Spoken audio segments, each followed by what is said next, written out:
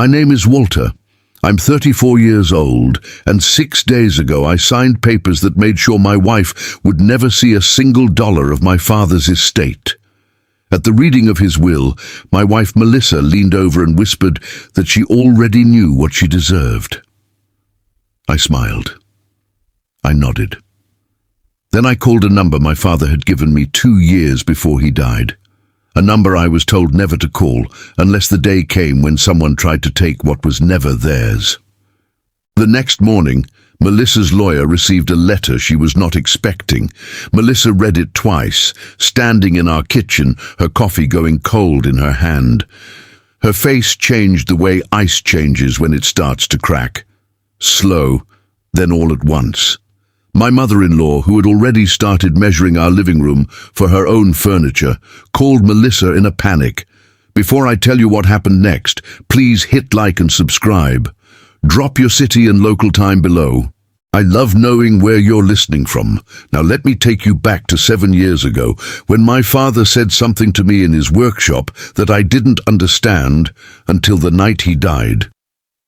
My father's workshop smelled like cedar shavings and machine oil, a smell that still catches me off guard sometimes in a hardware store on a stranger's jacket.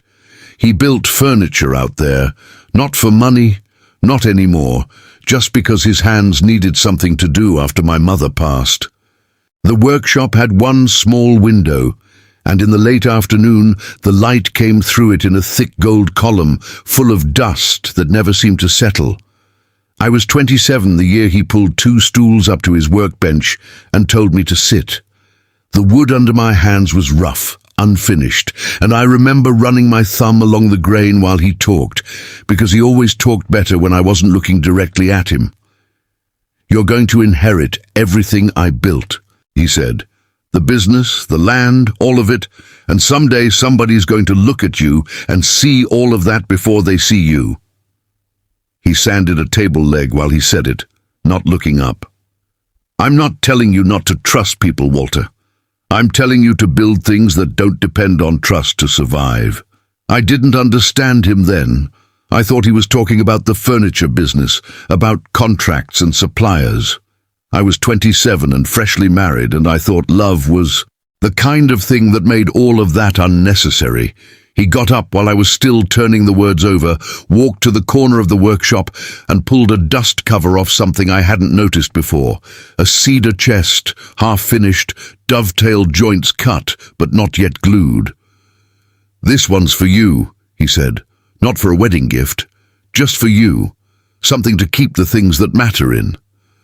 I ran my hand along the top panel, still rough under my palm, and he told me it would take him another month to finish it properly. He was right. It sits at the foot of my bed now, and some nights I still open it just to smell the cedar. There was a particular Sunday that stayed with me more than the rest. My father had made his mother's beef stew, the recipe written on an index card so stained with age you could barely read it anymore, and the whole house smelled like thyme and browned meat for hours before we ate. Rain was coming down hard against the workshop's tin roof that afternoon, a steady drumming that made the whole building feel smaller and warmer than it was. He didn't talk business that day. He just handed me a piece of sandpaper and told me to keep my strokes even, going with the grain, never against it. "Everything worth building takes longer than you want it to," he said, not looking up from his own piece of wood. I didn't know yet that he was talking about more than furniture. My father never liked big speeches. He believed in what he called boring protection, the kind of legal and financial groundwork that never gets talked about at dinner, that sits quietly in a drawer for 20 years and only matters once, on exactly the day it's needed. He had lived through his own brother losing half a hardware store in a divorce settlement, watched Uncle Pete hand over machinery his own father built with his hands to a woman who'd never once picked up a tool. My father never forgot that. At our house, dinners were different. Melissa's mother, Carol, had a way of asking questions that weren't really questions. "So when your father passes, is the business in both your names or just yours?" she'd ask, passing the potatoes like she'd asked about the weather. Melissa would laugh it off. "Mom, don't be morbid." But she never once told her mother to stop asking. I noticed things, small things. The way Melissa's eyes moved to the workshop when we visited my father, the way she started asking about his health with a kind of clinical interest that didn't quite match grief. I told myself I was imagining it. I told myself that's what a suspicious mind does to a good marriage. There was a Thanksgiving 2 years before he got sick when Melissa suggested, gently, almost as a joke, that my father should really think about putting the business in a family trust, just so nobody has to fight about it someday. My father laughed it off at the table, said something about not planning on dying anytime soon. But I remember him catching my eye across the table for just a second, something unreadable passing behind his expression.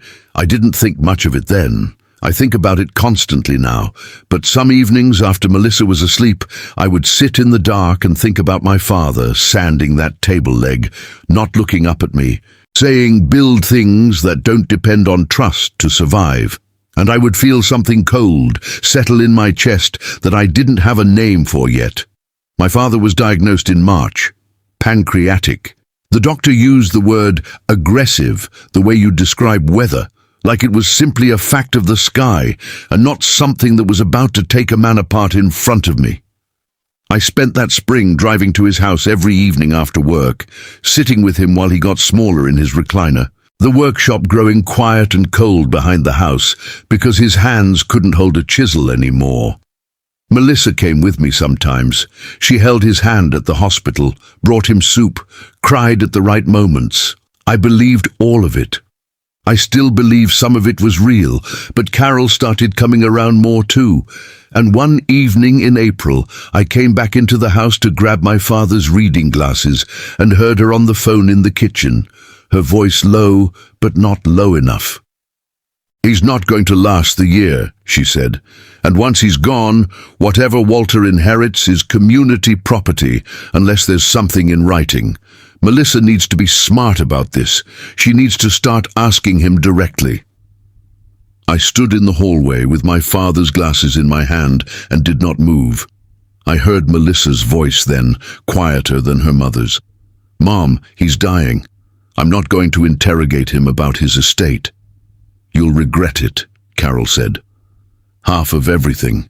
And he built is legally yours the moment you're married when he passes it to Walter.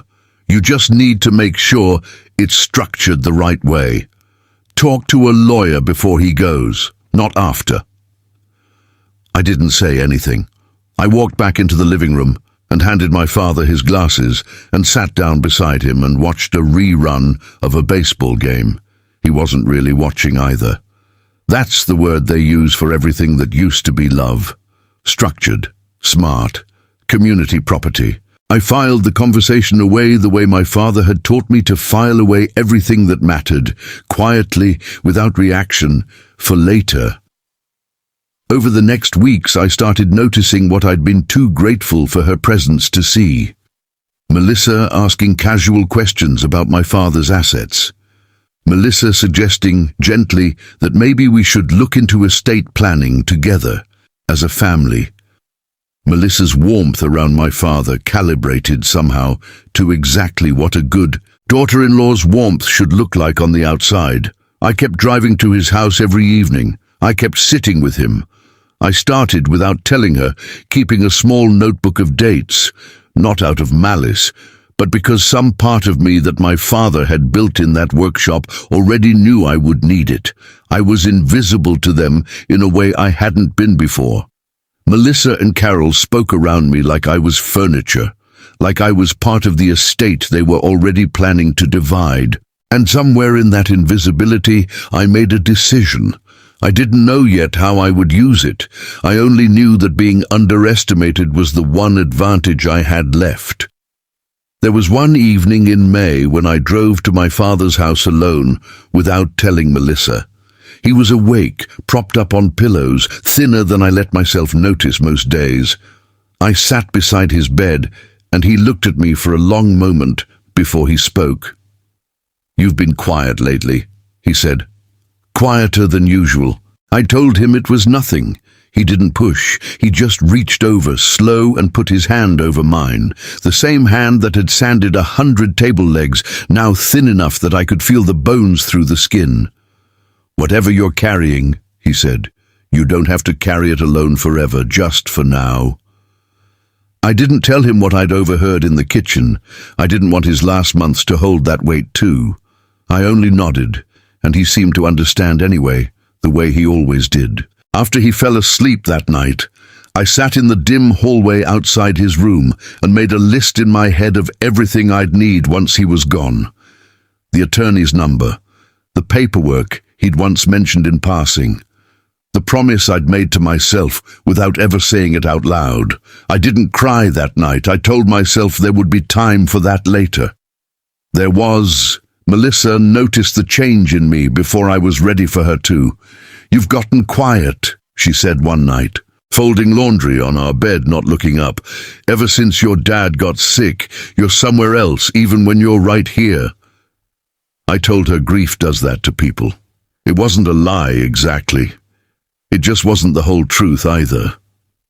I watched her fold his old flannel shirt, the one I'd left at our place months earlier, and I wondered, not for the first time, which version of her I was actually looking at. My father died on a Tuesday morning in June, with the workshop window letting in that. Marriage-relevant events, funded entirely by my father, with no commingling of marital funds, are not considered marital property in a divorce. Whatever Melissa believed about community property, it had never applied to any of this. It couldn't. My father had made sure of it before Carol ever picked up a phone to plan around it. He wanted you to have this conversation with me privately, Arthur said, and he wanted you to wait, this time in our own bedroom, thinking I was downstairs. The lawyer says once probate clears, whatever's in Walter's name becomes part of our marital assets going forward, she said. We just need to file before he has time to do anything cute with a trust or whatever. Mum, I already talked to someone. We're filing for divorce first, splitting everything, and then if he wants to stay together after, that's his choice. But I'm not leaving money on the table. I stood at the bottom of the stairs, with my hand on the railing, and felt nothing move in my face. I texted Arthur 2 words. It's time. Arthur had told me back in his office exactly what those 2 words would trigger. A formal letter to Melissa's attorney, disclosing the existence and terms of the trust, sent the moment I gave the word. Time to arrive, before she could file anything that assumed otherwise. He never pushed me to send it early. He said my father had told him I'd know. The right moment, and he trusted that more than his own instincts. I trusted it too, more than I expected to. That night, I lay next to Melissa while she scrolled her phone and complained about how long probate might take, and I said nothing. I let her fall asleep, believing she still had the upper hand. I let Carol go to sleep in her own house, satisfied with her plan, her math already done in her head. Half of a business, half of a piece of land, half of a life. My father spent 40 years building with hands that eventually couldn't hold a pencil. They went to sleep, thinking they had won. I already knew they hadn't. Have you ever had to stay silent to protect yourself even when every part of you wanted to speak up? Tell me in the comments. I read, Arthur walked me through it in plain language, the kind he probably used with clients who weren't lawyers themselves. The trust protects the assets regardless of what happens in the marriage, he said. She can file for divorce tomorrow. It won't touch the business, the land, or the accounts your father moved into the trust. The only open question is timing, when you choose to let her know, and how. He recommended I let the divorce filing happen first, if that's what Melissa wanted, rather than confronting her with what I knew. Confrontation gives people time to change their story, he said. Let the facts arrive on their own schedule. 2 nights later, Melissa tried something I hadn't expected. She came into the kitchen while I was doing dishes and put her arms around me from behind, her chin on my shoulder, the way she used to when we were newly married. I know things have been distant since your dad, she said. "I was thinking, once things settle with probate, maybe we could put everything in both our names. A fresh start. It would mean a lot to me, feeling like a real partner in all of it." I felt her breath on my neck and thought about my father sanding that table leg, not looking up. "I'll think about it," I said. My younger sister Grace called me that same week. She's 22, still soft in the way people are before life has asked much of them yet. "You've been weird, Walter," she said. "Weirder than just Dad. What's going on with you and Mel?" I told her it was nothing, that grief does strange things to a marriage. She didn't fully believe me. I could hear it in the pause before she said, "Okay. You know you can tell me things," she added, quieter. "I'm not a kid anymore, even if everyone still treats me like one." I told her I knew that. I told her I'd tell her everything once there was something worth telling. It wasn't a lie. It just wasn't time yet. The same way it hadn't been time for Dad to tell me everything until the day he finally did, sitting on that stool with a piece of wood in his hands, the night before everything happened. I drove out to my father's workshop alone. The window still let in that gold light in the evenings, even with him gone. I sat on the same stool I'd sat on when I was 27, running my thumb over the same rough grain of wood, and for the first time since the funeral I let myself cry, not loud, not dramatic, just quiet, steady tears, while I sat in a room that still smelled like him. I wish this were different. I wish Melissa had been the kind of partner who would have grieved my father with me instead of measuring him for parts. I wish Carol had been the kind of mother-in-law who taught her daughter how to love a family instead of how to divide one. But wishes don't hold up in probate court. The trust does. I stayed out there until the light through that small window turned from gold to grey to nothing.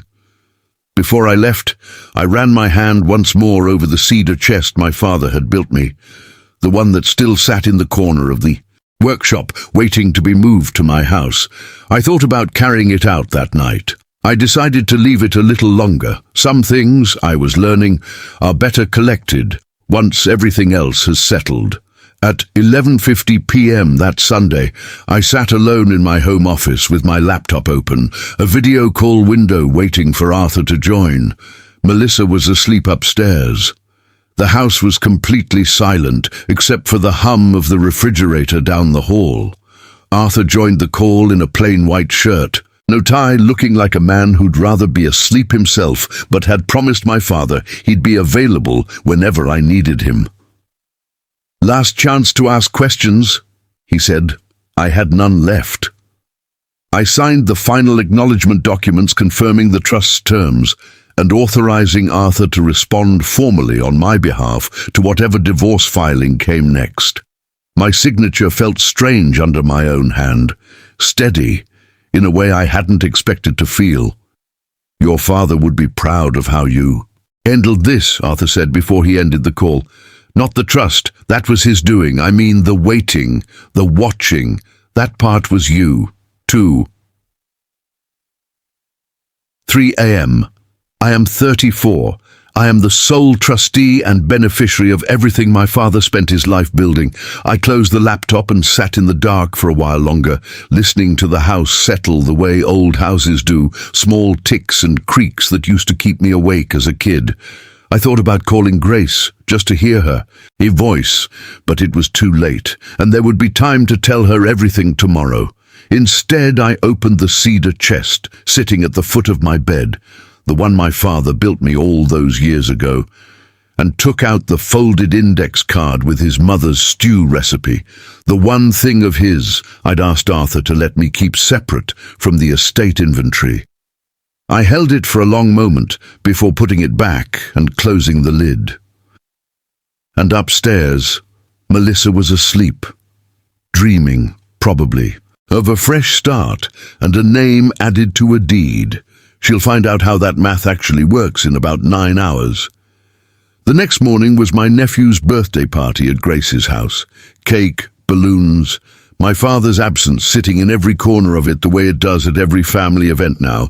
Melissa pulled me aside near the drink table, her hand light on my arm. I talked to a lawyer, she said, her voice gentle, rehearsed. I think it's best if we separate. I still love you, Walter. I just think it's healthier for both of us. We'll figure out the assets fairly, of course. I'm not trying to hurt you. I looked at her for a moment before I answered. Okay, I said, if that's what you want. Her phone rang 40 minutes later, in the middle of the party, while she was holding a slice of cake she hadn't taken a bite of. I watched her step outside to take the call. I watched her come back in through the sliding glass door, her face doing that same thing ice. Then all at once, her lawyer had just explained in careful legal language exactly what an irrevocable trust means, and exactly how long it had existed, and exactly how little of it belonged to a marriage that started years after my father signed the papers. She looked at me like I was still the person she thought I was. I wasn't. I hadn't been for 2 months. Carol called that evening. I didn't answer. Grace found me in the backyard later, sitting alone with a paper plate of cake I hadn't touched. She didn't ask what had happened at the party. She just sat down next to me on the grass, quiet, the way she used to when we were kids, and something had gone wrong in the house that neither of us wanted to name. Dad would have liked this cake, she said eventually, nodding at the plate. It was the first time either of us had laughed since the funeral, even if it barely lasted a second. My father used to say, build things that don't depend on trust to survive. I always thought he meant contracts, suppliers, the boring parts of running a business. He meant marriages, he meant families, he meant me. Melissa moved out 3 weeks later. The divorce is still working through the courts, but Arthur tells me there isn't much left to negotiate. The trust holds, exactly as my father designed it. Carol stopped calling Grace to ask about the estate once it became clear. There was nothing left to plan around. Arthur still stops by the old workshop sometimes, he told me, just to check on the building. He says it's what my father would have wanted. Grace and I have dinner together most Sundays now, something we never used to do before all of this. Sometimes we cook his mother's stew from that same stained index card, and the kitchen fills with the same smell of thyme and browned meat that used to fill his house on rainy afternoons. We don't talk about Melissa much. We talk about him instead, the things he built, the things he taught us, without ever making it sound like a lesson. As for me, I still have the workshop. I go out there some evenings, just to sit on that same stool, running my thumb over wood my father's hands once shaped. The light still comes through that one small window in a thick gold column in the late afternoon, full of dust that never quite settles. I think about my father every time I sit in that quiet sawdust-smelling room, and I think he wasn't protecting furniture. He was protecting me years before I understood I would need it. If you've ever had to stay quiet and let the truth arrive on its own time, I want to hear your story. Tell me in the comments, and if this story moved you, subscribe. There are more to come.